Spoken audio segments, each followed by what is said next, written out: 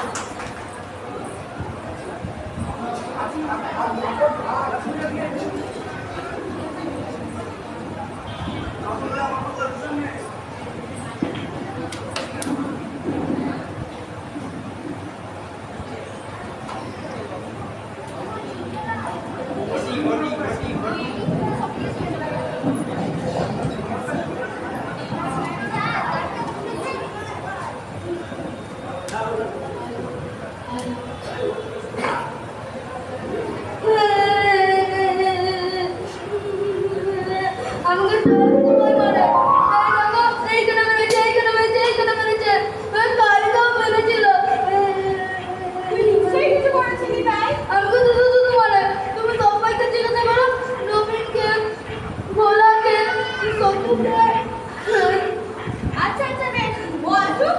ওকে বেশ পরিবেশ দেবো বলে এখন একটু চুপ কর শোনা।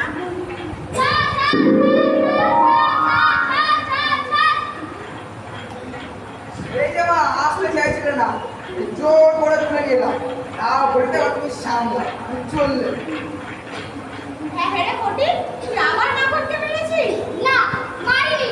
তুই মিথ্যা কথা বলছিস? কখনো মারিনি। তুই কাকাকে জিজ্ঞাসা করো।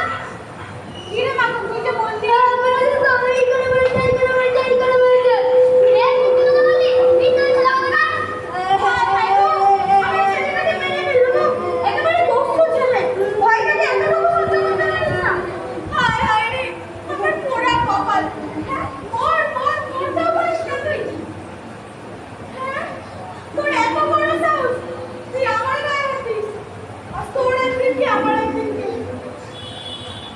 কি হচ্ছে গো তোমাদের?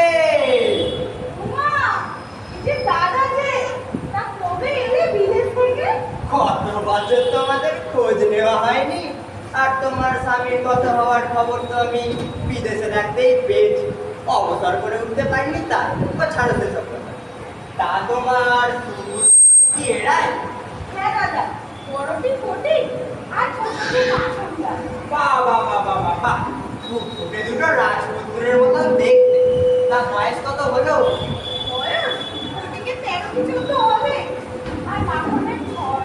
আর ছেলেরা লেখাপড়া কত দূর করছে? স্কুলে পাঠাও তো নাকি?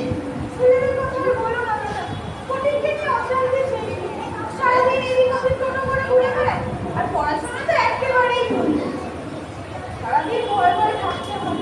কখন সাগরকে জলে ফেলে দেয় বা মাথা ফাটিয়ে দেয় বা কোনো না কোনো দুর্ঘটনা ঘটে। তুমি থাকতে তাও পালাতে পারে। আমার একার জন্য একেবারেই সম্ভব হয়ে ওঠে না। আর মাখন? মাখন আমার সোনার ছেলে। যেমন পড়াশোনা করে তেমন ভাববে। ওকে নিয়ে আমার কোনো চিন্তাই করতে হয় না। কেবল বড়টির পরিচয় আমি সেই নৌকো থেকেই পেয়েছি। আচ্ছা, আমি যদি ফটিককে আমার সাথে কলকাতা নিয়ে যাই তাহলে কেমন হয়? কলকাতায় নিয়ে যাবে? যদি তুমি তোমার সাথে কলকাতায় নিয়ে যাও, ও যদি একটু মানুষ হয়, তাহলে আমি একটু শান্তি পাই।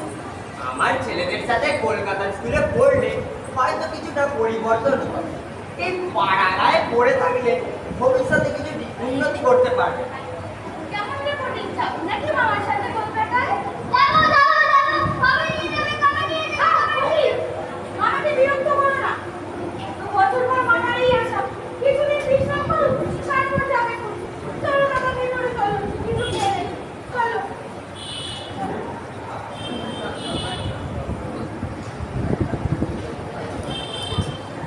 কি রে, এখনো রেগে আছিস?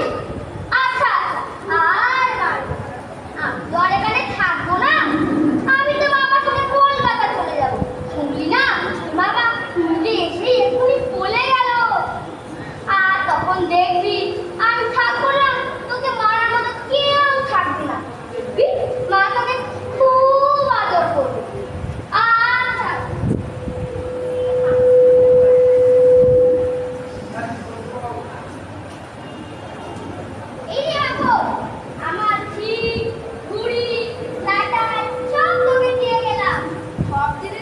সব দিয়ে দিলে না, আর চাইবি না?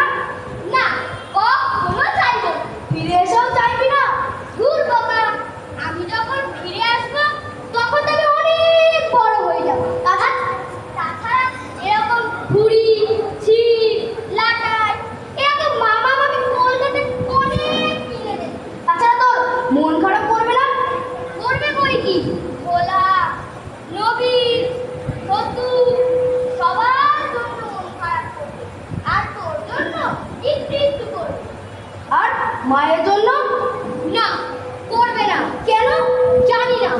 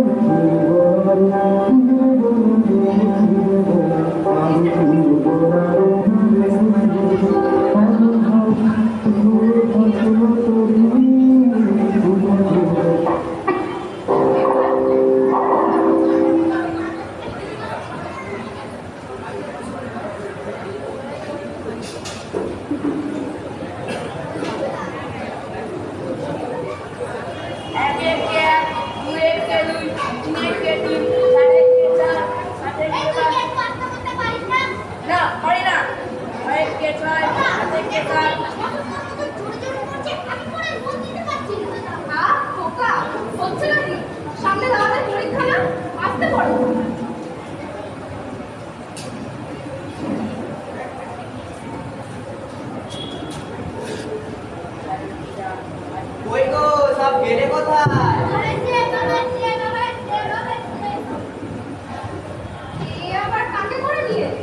এ হলো গিয়ে ফটিক, আমার বোনের ছেলে, আমার আপন ভাগ্নে। বাবা ছেলেটা গ্রামে একা একা বসে যাচ্ছিল কিনা, তাই ভাবলাম নিয়ে যাই, যদি কিছু মিললে পায়। গ্রামে আরো একটি আছে, নাম মাখনলাল। আমাদের সঙ্গে থাকবে নাকি? আমরা ছাড়া এই কলকাতা শহরে আছে কে বলো? তাছাড়া আমি ওর আপন মামা, আমারও তো একটা কর্তব্য আছে। ছাই আছে, নিজের ঘরের দিকে লক্ষ্য নেই, কোথাকার কোন লঞ্চ পড়া গায়ে ছেলে তুলে এনেছে। বলি এত বয়স হলো তবু যদি কিছু মাত্র কান্তকারী থাকে।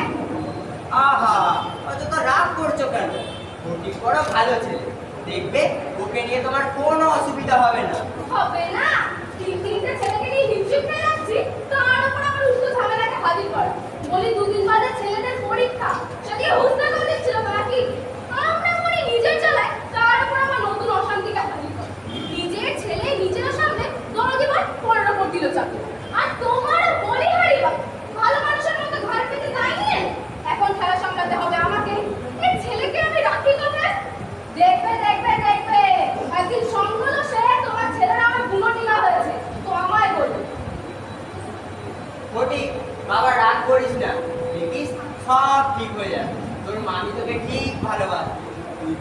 অনেকের সাথে খেলবি, পড়বি, ভুলে যাবি, চাকরি করবি।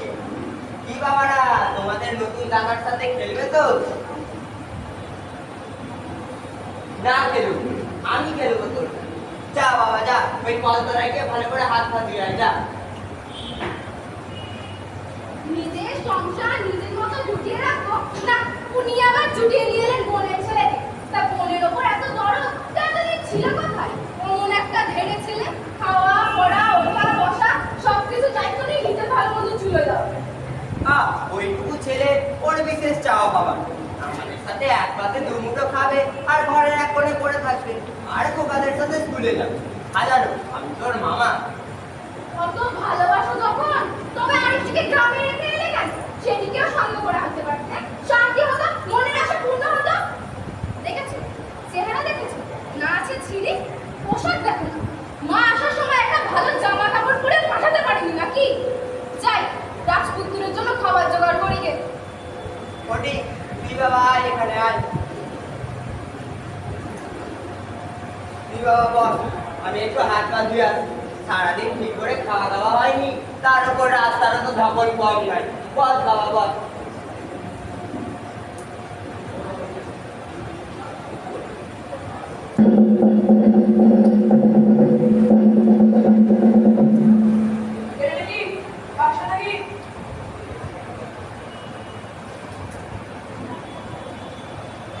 ছি, নোংরা জামা কাপড় ভর্তি।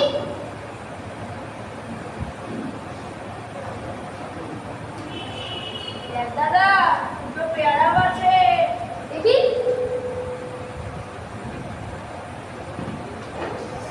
দেখো, এখানে একটু বনবাসের মতো থাকে, চলবে না। তাছাড়া বাবা আমাকে আমার এখানে স্কুলে ভর্তি করে দিল, আমার এখানে কিছু কথা বলবে না। এই বলে দিলাম। ওরা বলবো না, বলে ভয় দেখাও। বলে যে আমার নাটটা খাবো না, নাট ছেলে গান দিয়ে দে। চল দাদা।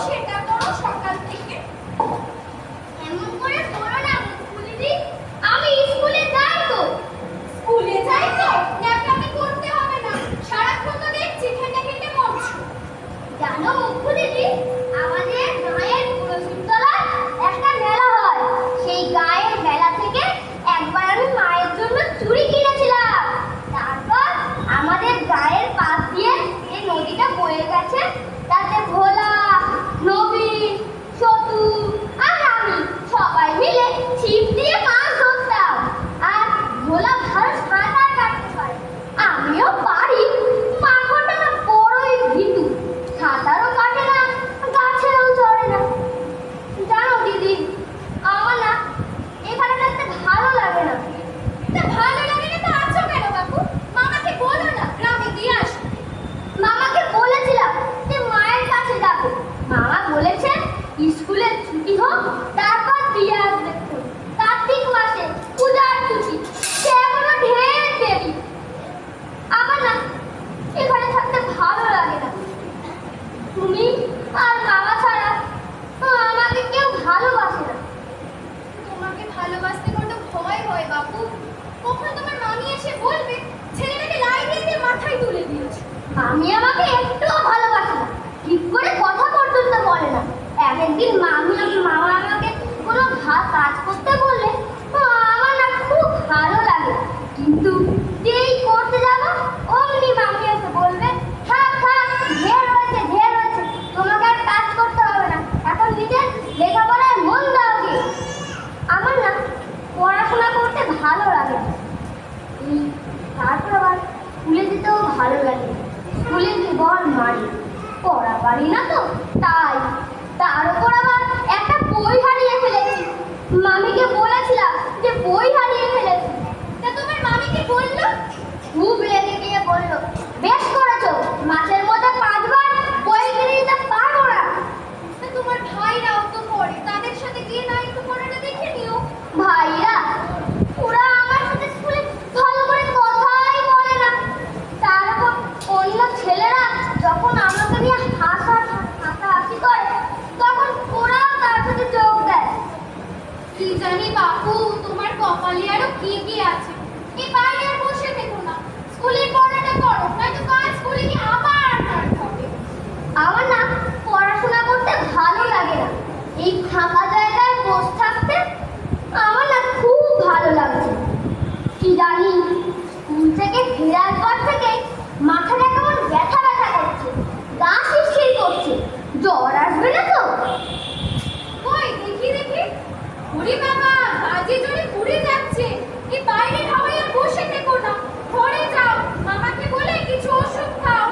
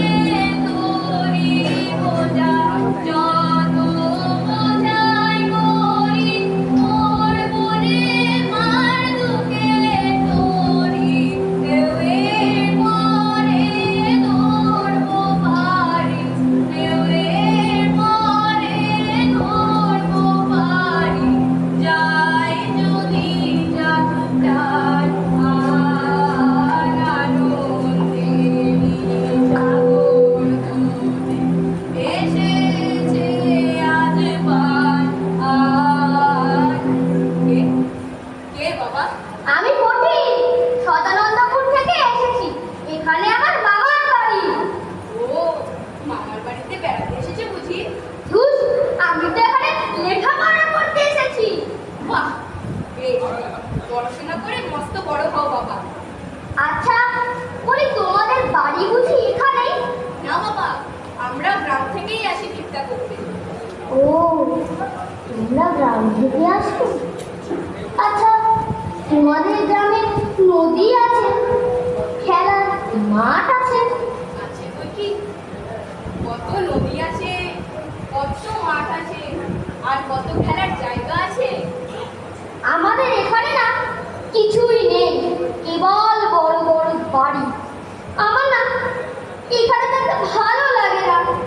আচ্ছা, তুমি সদানন্দপুরের রাস্তা জানো? স্টিমার কোথা থেকে ছাড়ে বলতে পারো? বাবা, আমি তো চোখে কিছু দেখতে পাই না, তাই আমার পক্ষে পথ সন্ধান করা সম্ভব হয় না। আমার এই ছোট্ট মেয়েটি কেবল গ্রামের পথটুকুই জেনেছে। আচ্ছা বাবা, আমরা এবার যাই, তোমার মঙ্গল হোক।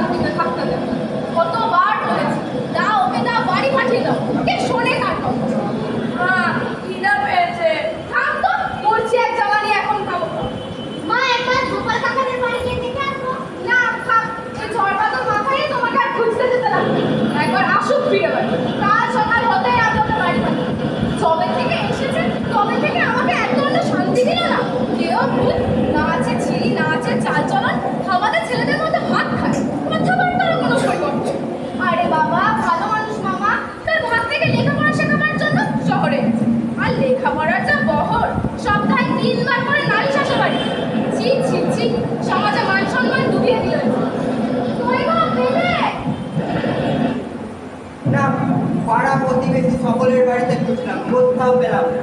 যেখানে যেখানে যেতে পারে সেখানে সেখানে খুঁজলাম, কোথাও নেই। শেষমেশ পুলিশে খবর দেওয়া ছাড়া আর কোনো উপায় পেলাম না। এবার সাত মিনিট তো কতবার বলেছিলাম ও ছেলে একটা না একটা অঘটন না ঘটিয়ে ছাড়বে। তা শুনলে আমার কথা, এখন না খেয়ে না দিয়ে ঝড় বদলে খুঁজে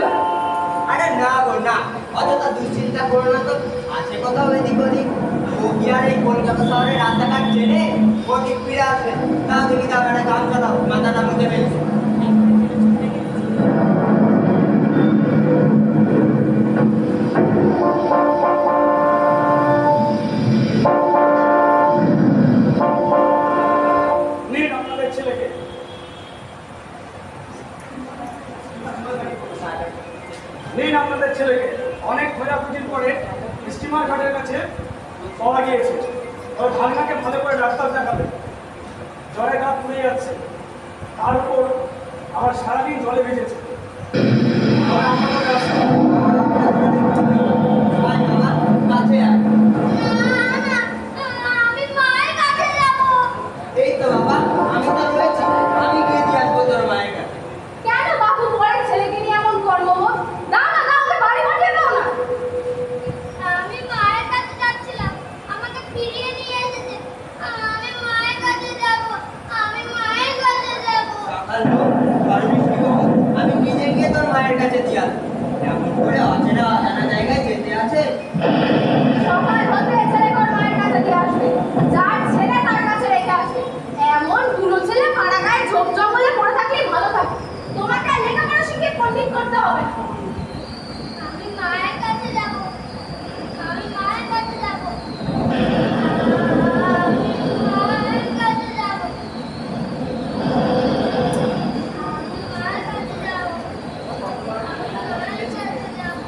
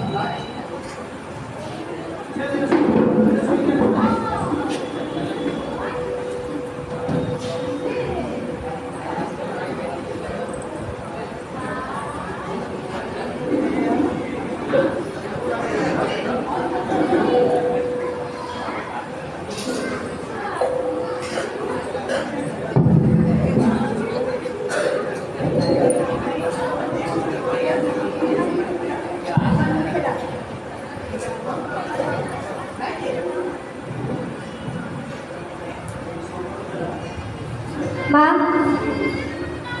আমি ছুটি মা, আমি মায়ের কাছে যাব মা। মামা, আমি মায়ের কাছে যাব। এই তো বাবা, আমি আমি মায়ের কাছে যাব। আমার ছুটি হয়েছে বাবা। এই তো বাবা, তোর মাকে আমি রাতে পাঠিয়ে দিয়েছি বলি, এখনই এলো। তুই চিন্তা করিস না, তুই সুস্থ হ, তুই সুস্থ হলেই আমি তোকে গ্রামে ফেরত দিয়ে আসবো। কই গো, জল পটকিটা দাও তো দেখি। মুখ খোলা, মুখ খোলা, তুমি আমার এই সময় কোথায় গেলে? এই যে না। ডাক্তার বাবু, কেমন দেখছেন? দেখুন, অবস্থা খুবই খারাপ। কাল সকালে আমি কিছু বলে যাচ্ছে। ফটিক, বাবা খুব কষ্ট হচ্ছে বাবা। ওদিকে সবসময় চোখে চোখে রাখুন, কারণ জ্বরের মাত্রাটা চলছে বেড়ে চলেছে। আর আমি কিছু ওষুধ লিখে দিচ্ছি, ওকে খাই দেবেন সময় মতো, হ্যাঁ? আমি মায়ের কাছে যাব। মামা, আমি মায়ের কাছে যাব। মায়ের কাছে যাব। আবার ছুটি মা। ছুটি হোক টাকা। ছুটি অনেক